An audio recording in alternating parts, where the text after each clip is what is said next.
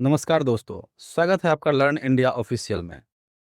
दोस्तों, क्या आप जानते हैं, जब उत्तर भारत में दिल्ली सल्तनत अपनी सत्ता बढ़ा रही थी, उसी समय दक्षिण भारत में एक ऐसा साम्राज्य खड़ा हुआ, जिसने लगभग 300 वर्षों तक अपनी शक्ति, संस्कृति और धर्म की रक्षा की।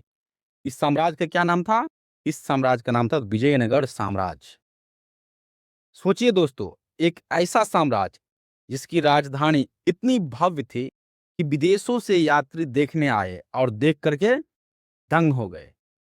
जहां की बाजारों में हीरे मोती बिकते थे, मंदिरों की दीवारों पर कला एकदम चीख चीख के बोलती थी, और सेना इतनी मजबूत थी कि बहमनी सल्तनत जैसे साम्राज्य से टक्कर बराबर चलती रहती थी। आज की क्लास में हम जानेंगे कि विजयनगर साम्राज्य की स्थापना कैसे हुई, हरिहर एवं बुक्का कौन थे, और कृष्णदेव राय को महान शासक क्यों कहा गया है। आइए इन सभी बातों को हम एकदम डिटेल से देखेंगे, इसीलिए दोस्तों वीडियो को पूरा देखिएगा। ठीक है, चलिए शुरू करते हैं। दोस्तों, अब हम विजयनगर साम्राज्य के सबसे इंपॉर्टेंट पॉइंट्स को समझते हैं। ठीक है, सबसे पहले याद रखिए कि विजयनगर साम्राज्य की स्थापना कब हुई थी। इसकी स्थापना हुई थी 1336 ईस्वी में।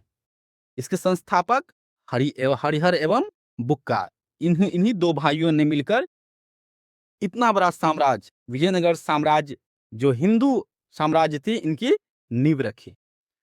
अब इनकी सबसे महत्वपूर्ण पॉइंट है इनकी राजधानी। ठीक है, इनकी राजधानी कहाँ है? हम्पी में, जो तुंगभद्रा नदी के तट पर है। दोस्तों, एग्जाम में सीधा क्वेश्चन पूछा जाएगा कि विजयनगर साम्राज्य की राजधानी कहाँ थी, तो डायरेक्ट आंसर मारना है हम्पी। दोस्तों, विजयनगर साम्राज्य का सबसे महान शासक कौन रहा है? कृष्णदेव राय। कौन है? कृष्णदेव राय। उन्होंने सैन्य, साहित्य, प्रशासन को एकदम आसमान में, शिखर में पहुंचा दिया। विजयनगर में मंदिर केवल पूजा के लिए नहीं हुआ करता था दोस्तों। यहाँ पर यहाँ पर पूजा के साथ साथ अर्थव्यवस्था और राजनीति का भी केंद्र थे मंदिर। मंदिरों के पास जमीन होती थी। क्या होती थी? जमीन होती थी। और साम्राज्य का बहुत बड़ा हिस्सा क्या होता था? मंदिरों से जुड़ा हुआ रहता था, क्योंकि वहां पर दान आता था और ट्रेडिंग का काम होता था।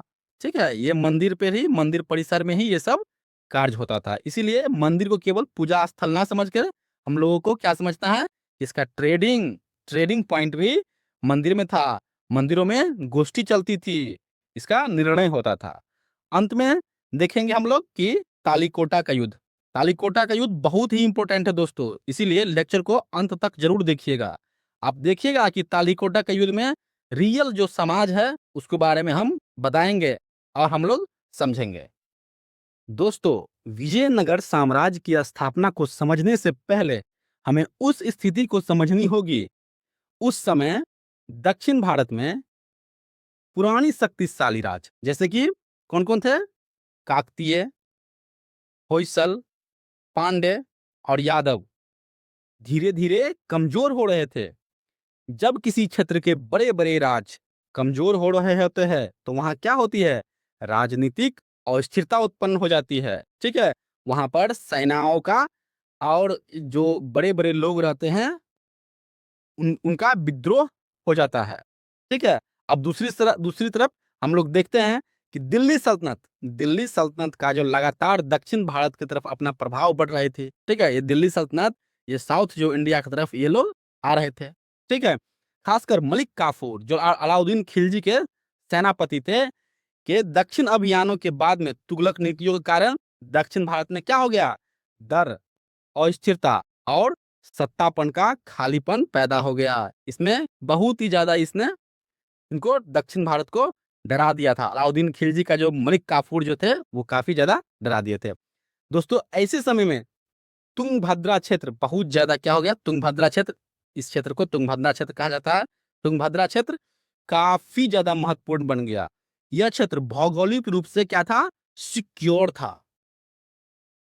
पहाड़ों और नदियों के कारण रक्षा का एक महत्वपूर्ण केंद्र था, और व्यापार और सेना के लिए भी ये क्षेत्र क्या था? बहुत ज्यादा उपयोगी था।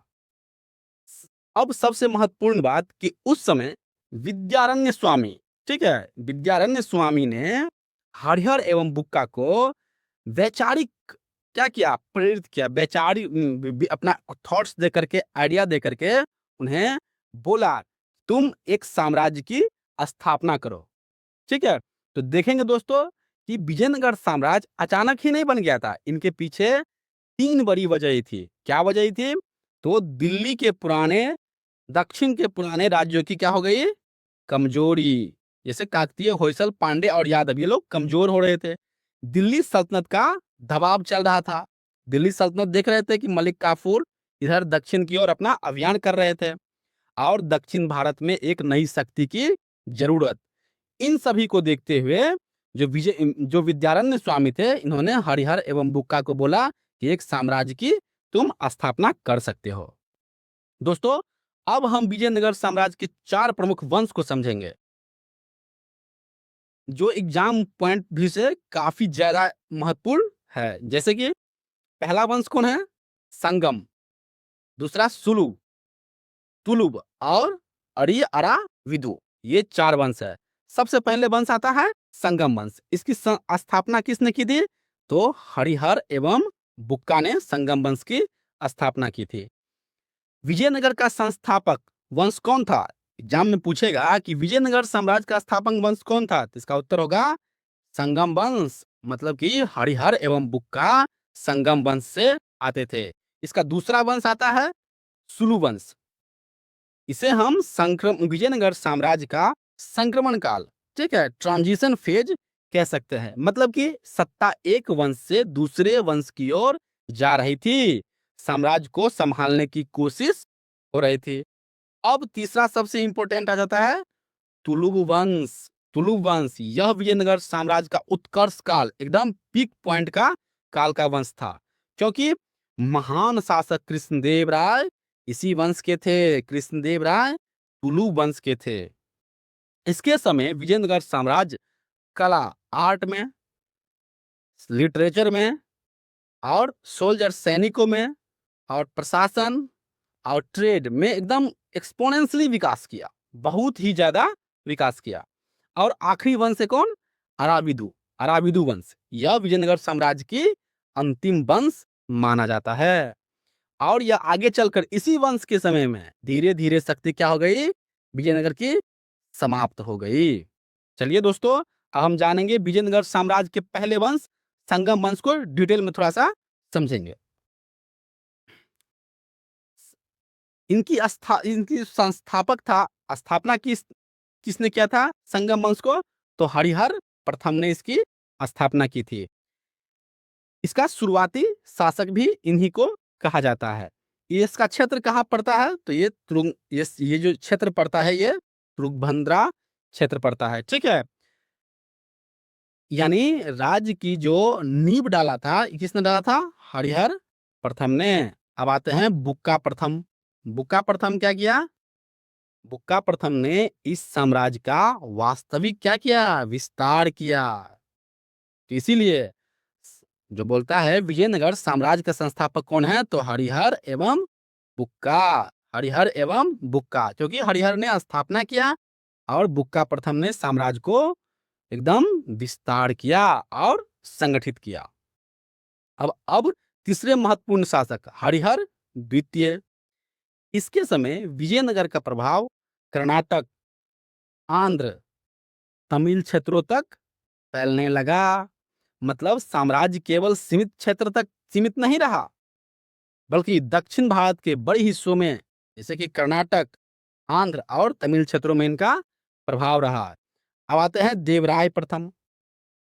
इसके समय विजयनगर का बहमनी राज्य से संघर्ष हुआ। ठीक है, इनका संघर्ष चलता रहा। बहमनी साम्राज्य और विजयनगर के बीच सबसे ज्यादा संघर्ष किस लिए हुआ? तो रायचूर दोआब के लिए। ठीक है, और हम लोग समझेंगे कि रायचूर दोआब कितना इंपॉर्टेंट है। और ये सब कुछ से, जैसे स्ट्रेटेजिक पॉइंट से, उपजाऊ भूमि से, ये काफी ज्यादा इंपॉर्टेंट थे। इसीलिए बहमनी साम्राज्य और विजयनगर साम्राज्य एक दूसरे पर बराबर युद्ध में सम्मिलित रहे, बराबर एक दूसरे से टकराते रहे। अब आते हैं सबसे इंपॉर्टेंट देवराय द्वितीय।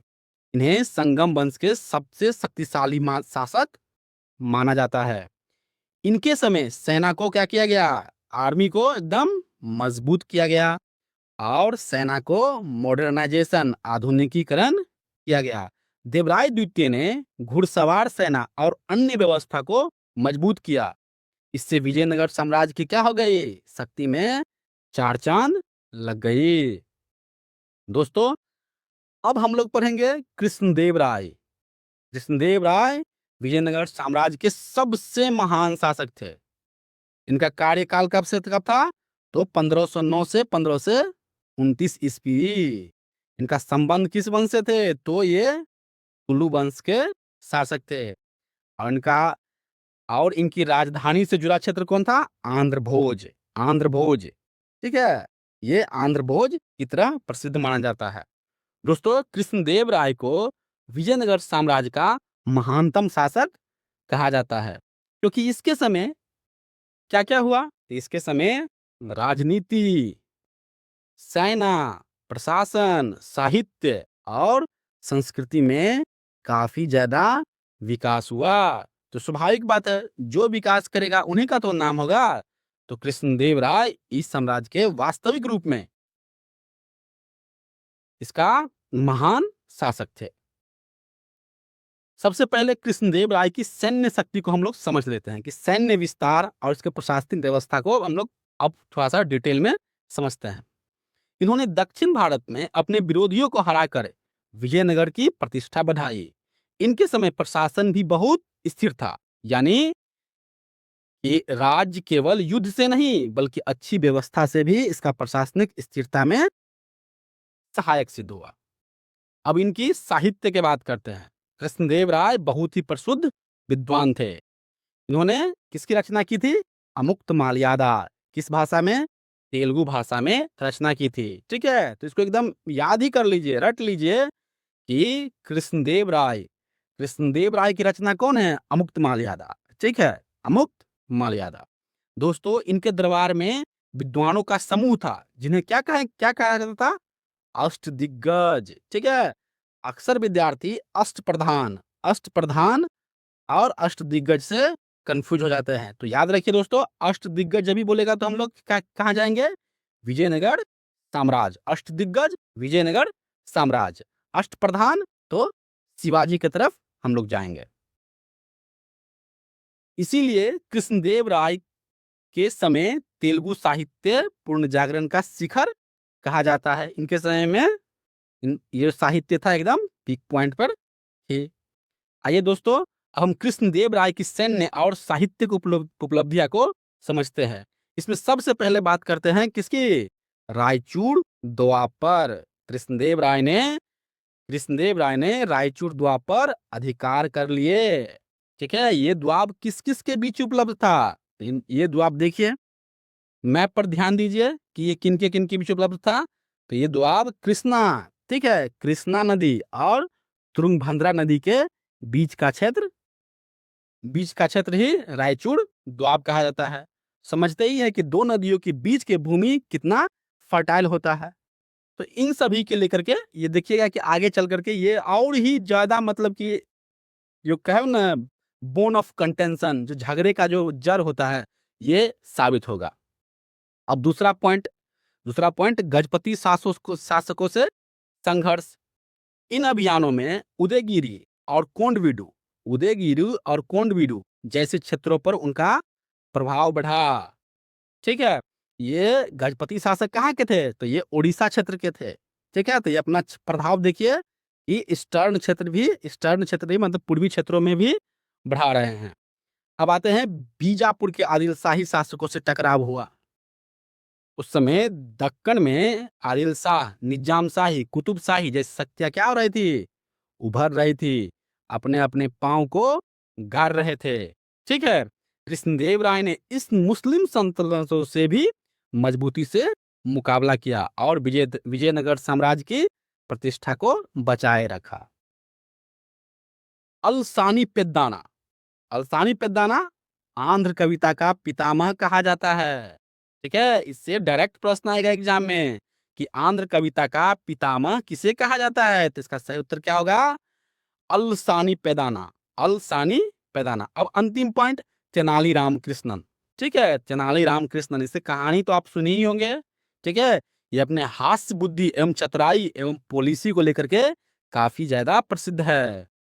दोस्तों याद रखिए, तेनालीराम केवल मजेदार कहानियों के पात्र नहीं थे, बल्कि विजयनगर दरबार के विद्वता एवं बुद्धिमत्ता के भी एक आइकन थे। दोस्तों अब हम विजयनगर साम्राज्य की सबसे बड़ा और लगातार चलने वाला मुद्दा जो टॉपिक था, ये था क्या? विजयनगर और बहमनी राज्य का संघर्ष, ये एक दूसरे के विरोधी कैसे हुए? तो मध्यकालीन दक्षिण भारत का राजनीति में यह सबसे महत्वपूर्ण टॉपिक था। यह बहुत महत्वपूर्ण ज्यादा संघर्ष था, क्योंकि विजयनगर दक्षिण भारत की सबसे बड़ी हिंदू शक्ति थी, सबसे बड़ी हिंदू पावर थी। और बहमनी जो सल्तनत था, दक्कन की सबसे बड़ी मुस्लिम शक्ति थी। ठीक है, ये जो था ये हिंदू का और ये मुस्लिम का। बहमनी साम्राज्य किसका था?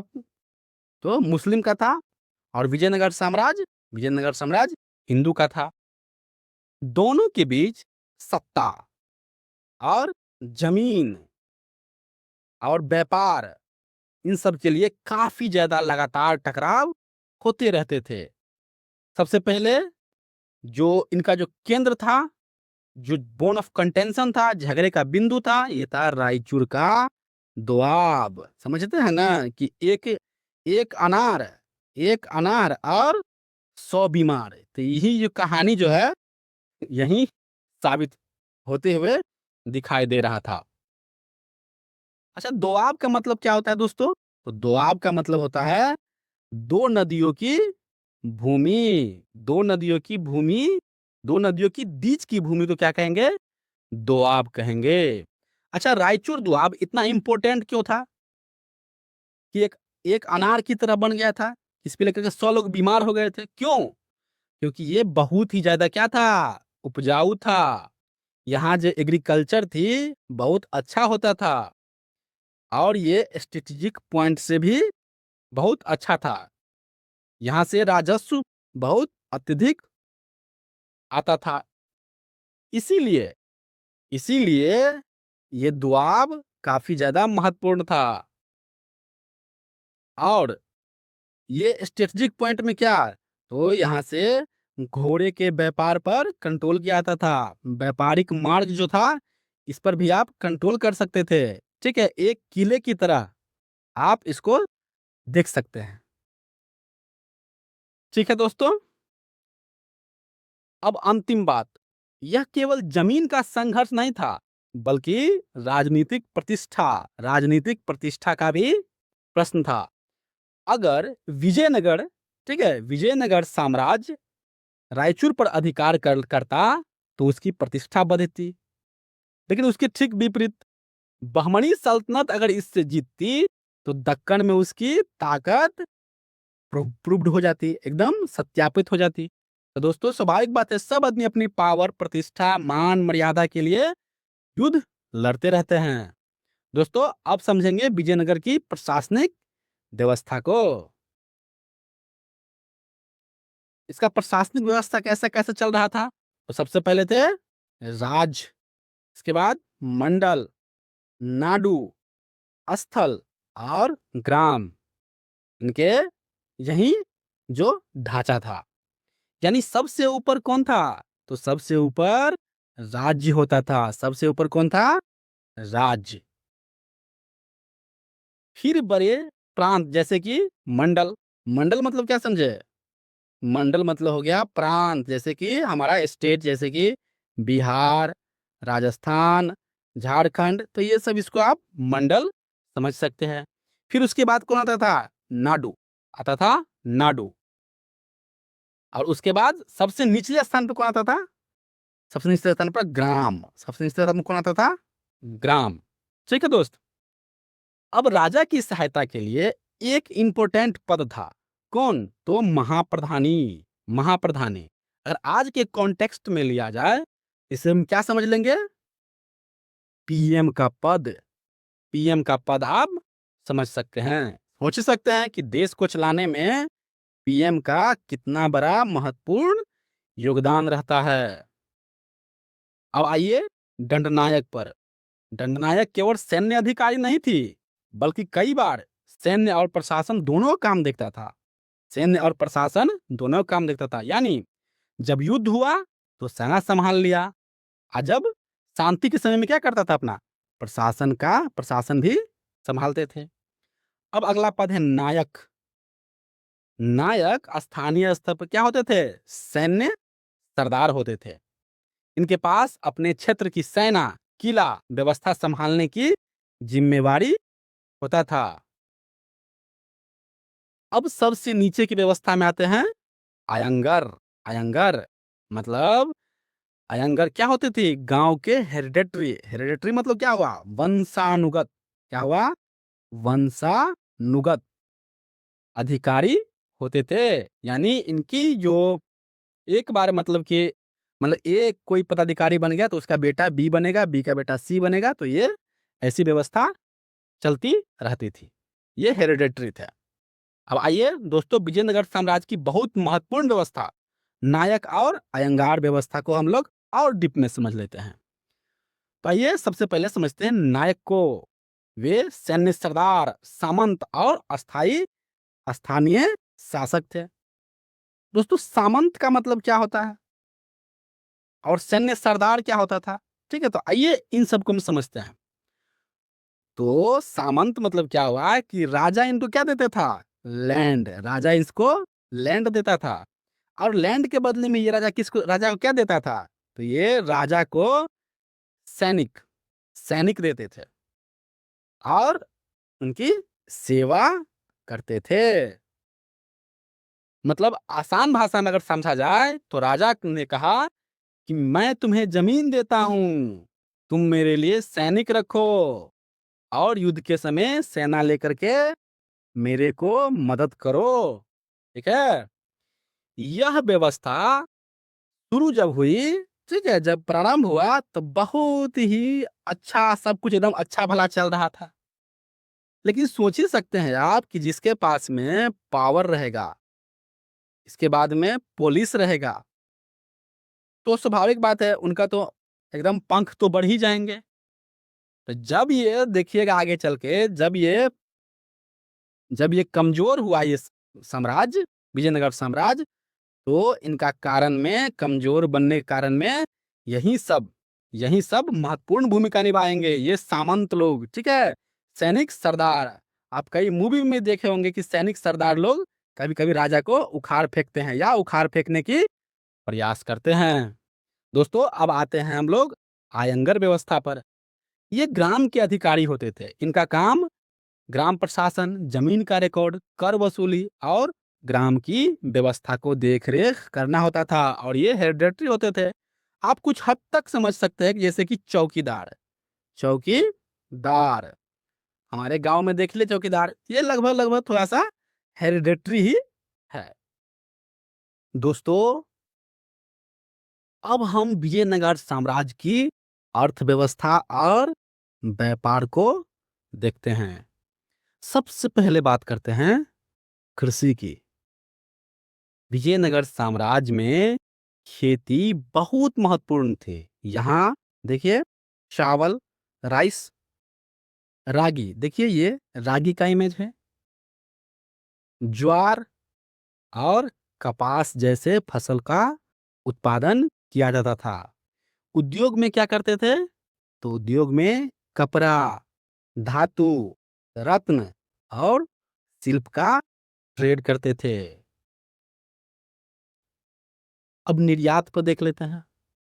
भाई निर्यात क्या क्या करता था, तो यहाँ से कपड़ा, मसाले, चावल, नील का हम लोग एक्सपोर्ट करते थे। नील का उपयोग किस चीज में होता था, तो रंग बनाने में, ठीक है, कलर बनाने में नील का उपयोग होता था। और मसाले विदेशी व्यापार में बहुत महंगे बिकते थे। ठीक है, मसाले विदेशी व्यापार में बहुत आगे चलेंगे। जब जो ट्रेड करने आएगा, ये जब वास्को डी गामा लोग, हम लोग समझें कि मसाला का कितना ज़्यादा इम्पोर्टेंट था विदेशी कंट्रियों में।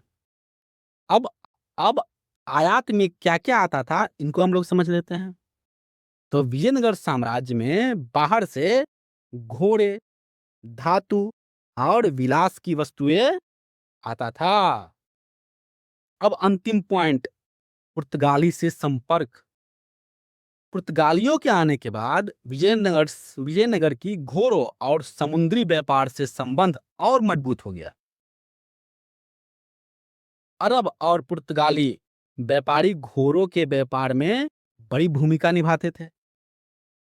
जो राज अच्छे घोड़े खरीद सकता था, उनकी सेना कैसा पावरफुल मानी जाती थी।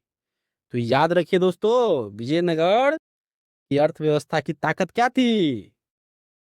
इनका सबसे बड़ा ताकत था खेत से अन्न, उद्योग से धन और मंदिर से व्यवस्था और व्यापार से अंतर्राष्ट्रीय स्तर तक का इनका संबंध था। आइए दोस्तों, हम लोग चलते हैं अब विदेशी यात्रियों ने क्या-क्या विवरण कहा है, क्या-क्या कहा है इस विजयनगर साम्राज्य के बारे में। हम लोग इनका हम लोग वर्णन एक टॉपिक एक झलक ले लेते हैं। सबसे पहले आते हैं निकोलो कॉन्टी। निकोलो कॉन्टी निकोलो कॉन्टी किनके दरबार में आया था, विजयनगर की यात्रा किया था? तो देवराय प्रथम के बारे में। और विजयनगर के बारे में उन्होंने कहा कि विजयनगर शहर काफी समृद्ध है, यह शहर बहुत ही अच्छा धनवान है, इनका जो मार्केट है ये बहुत ही उम्दा किस्म की है। इन्होंने अगर सब मिला के कहे तो ये बताया कि इसकी जो विजयनगर साम्राज्य काफी भव्य है। अब आते हैं अब्दुल रज्जाक पर। किस पर? अब्दुल रज्जाक पर। ये किसके समय में विजयनगर आया? विजयनगर से आया देवराय द्वितीय के समय में। इन्होंने भी नगर की विशालता और इनकी भव्यता के बारे में वर्णन किया है। इससे पता चलता है कि विजयनगर दुनिया के बहुत ही ज्यादा प्रभावशाली राज्यों में से एक था। एकदम शहरों, नगरों या वंशों में से एक था विजयनगर। बहुत ही मतलब कि विशाल था, क्योंकि दो-दो देखिए, दो-दो आया, निकोलो कांटी आए, अब्दुल रज्जाक आए और दोनों ने इस नगर की समृद्धि के बारे में बहुत ही अच्छे ढंग से बताया हुआ है। अब आते हैं डोमिंगो पेस। किनके समय में आया? कृष्णदेव राय के समय में। इसको रट लीजिए, एग्जाम में क्वेश्चन आएगा ही आएगा कि डोमिंगो पेस किसके समय में आया? कृष्णदेव राय के समय में। इन्होंने विजयनगर की बाजार, सेना एवं उत्सवों का, ये क्या हो गया? उत्सव, फेस्टिवलों का बहुत ही सुंदर इन्होंने वर्णन किया है। अब आते हैं फरनाओ नूनीज पर। ये किस समय में आए? अच्युत राय के समय में। अच्युत राय के समय में उन्होंने विजयनगर साम्राज्य का दर्शन किया। उन्होंने राजनीतिक पॉलिटिकल घटनाओं के बारे में चर्चा किया। ठीक है, उन्होंने पॉलिटिकल घटनाओं के बारे में चर्चा किया।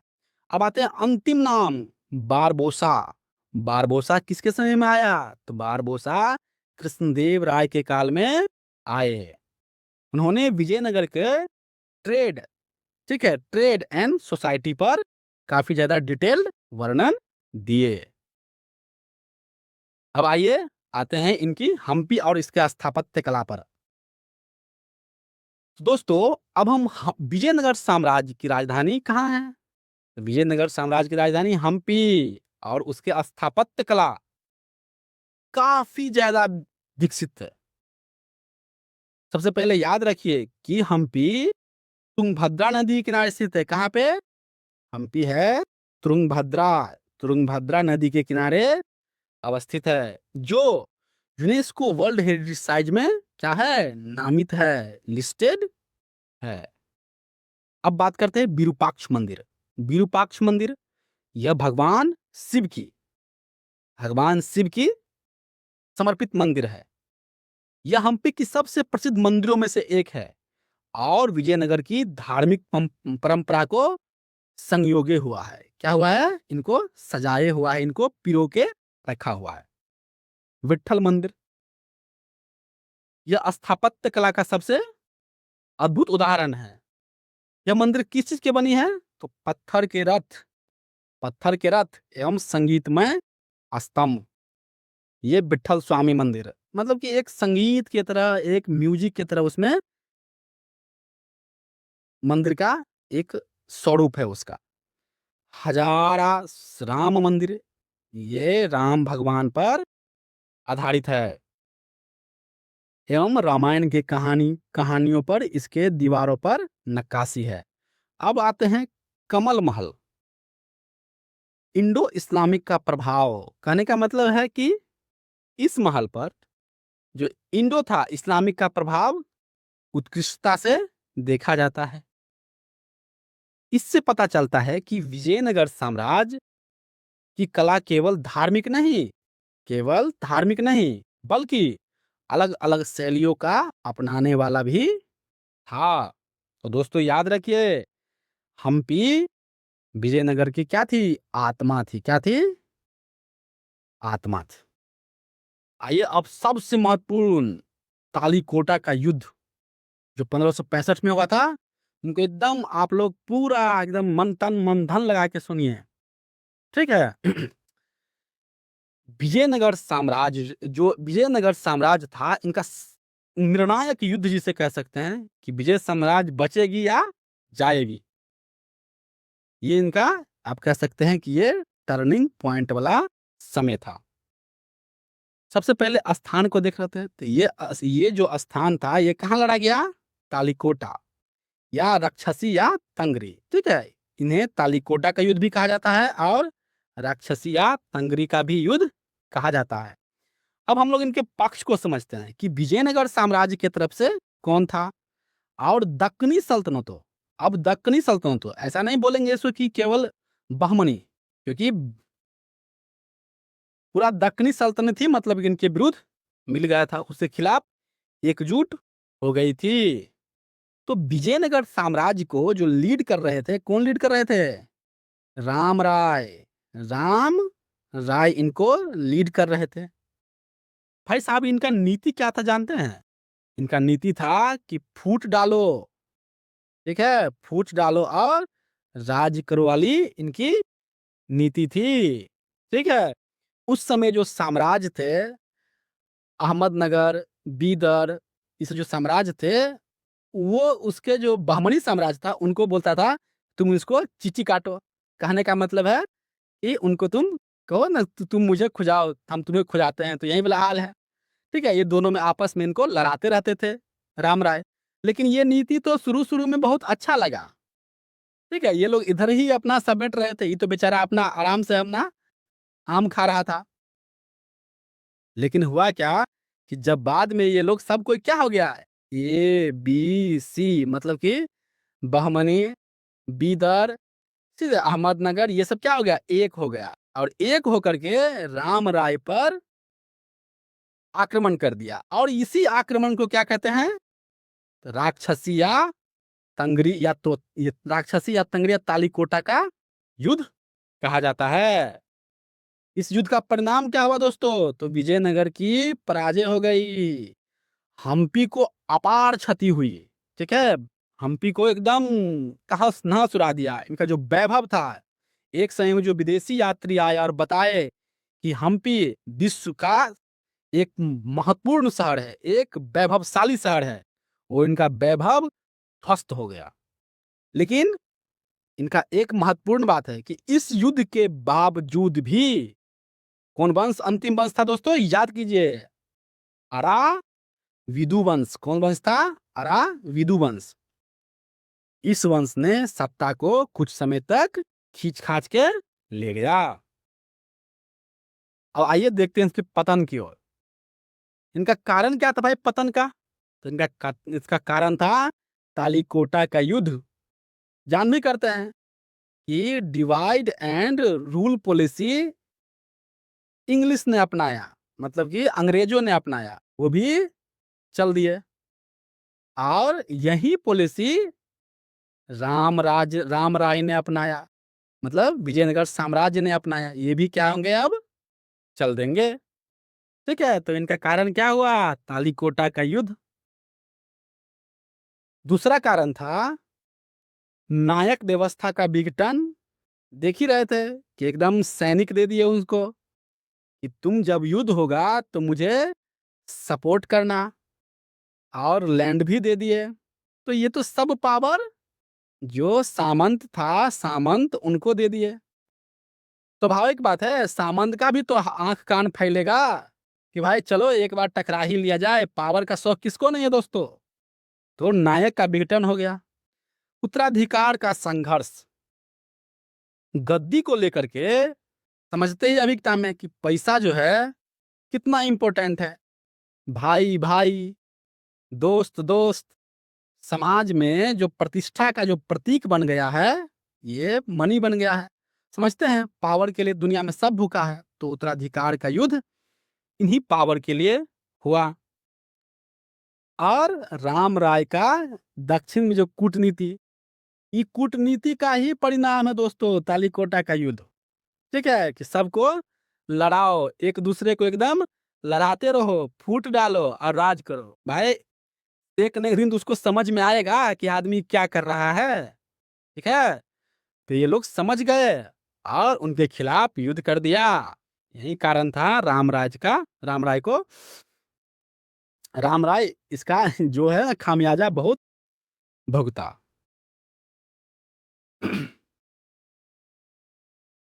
अब देख लेते हैं प्रीलिम्स का फैक्ट देख लेते हैं अंतिम 2 मिनट में। यह स्थापना कब हुई? तो 1336 ईस्वी में, और संस्थापक हुए हरिहर एवं बुक्का। हरिहर ने स्थापना किया और बुक्का ने एम्पायर को, सॉरी एम्पायर को एक्सपोनेंट मतलब एक्सपेंड किया। राजधानी हम्पी रही, जो हम्पी तुंगभद्रा नदी के तट पर है। और इसका जो फेमस जो था, जो तुंगभद्रा और कृष्णा नदी के बीच में जो था, रायचूर दोआब, ये याद रखिएगा। 4 वंश, संगम वंश, सोलू वंश, तुलु वंश और अरिवेदु वंश। कृष्णदेव राय किस वंश के थे? तो तुलु वंश के थे, और आंध्र भोज कहलाते थे, इनका उपाधि था। इनका जो फेमस बुक था ये अमुक्त माल्यादा। कौन सा बुक था? अमुक्त माल्यादा, जो तेलुगु भाषा में थे। अष्ट दिग्गज दरबारी कवि थे कृष्णदेव राय के। ठीक है, अष्ट दिग्गज, अष्ट प्रधान से आप मैच मत कीजिए, अब लिखिए कमेंट बॉक्स में कि अष्ट प्रधान इनके काल में था। तालीकोटा का युद्ध कब हुआ? 1565 में। और विजयनगर का पक्ष राम राय था उसमें। और उधर तो सभी मिल गए, अहमदनगर, बीदर, बेरार, ये सब मिल गए थे, और इनको एकदम से राम राय को जो फूट डालो और राज करो की नीति अपनाई थी, इस नीति का शिकार बन गया। धन्यवाद दोस्तों। अगर लेक्चर पसंद आई है तो लाइक कीजिए, सब्सक्राइब कीजिए और शेयर कीजिए। अगला वीडियो आपको किस टॉपिक पे चाहिए, आप हमको सुझाव दे सकते हैं। ठीक है दोस्तों, और वीडियो आपको कैसा लगा, इसमें कुछ बदलने की जरूरत है, कुछ आपको अलग स्टाइल का कुछ बताइए, अपना कुछ सुझाव बताइए इसके बारे में। ठीक है, लर्न इंडिया ऑफिशियल से जुड़े रहिए। ठीक है, थैंक यू, जय हिंद।